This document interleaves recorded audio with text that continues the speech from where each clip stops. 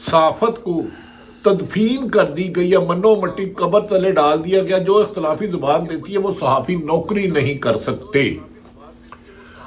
کاشف عباسی سے لے کے ہارون رشید تک درجنوں صحافی حکومت کی ظلم کا شکار ہو گئے. عمران خان پر قاتلانہ حملے سے لے کر 188 مقدمات، 144 کی وائلیشن، دہشت گردی ہوئی، لیکن پاکستان ایک مذاق بنا کے رہ گیا ہے کیونکہ عوام کی 24 کروڑ عوام کے ووٹوں کی توہین کی گئی.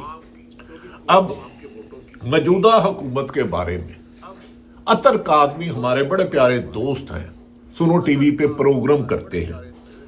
ان کا صحافیوں کے غیر جانبداری میں ہوتا ہے. وہ کہتے ہیں نواز شریف نے اپنے ووٹ کو عزت دو کو بیانیہ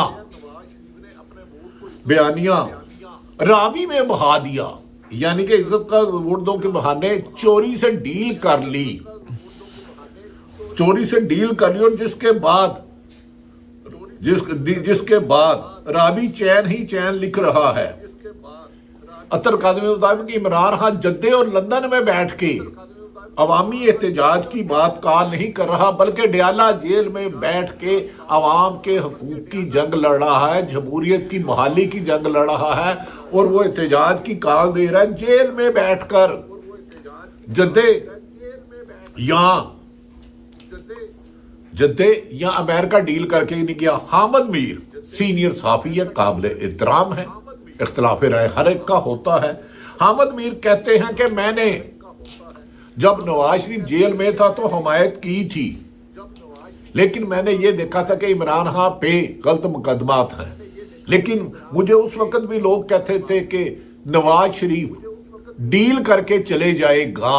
میں کہتا تھا نہیں، اب نواز شریف بدل چکا ہے، اب وہ ڈیل نہیں کرے گا.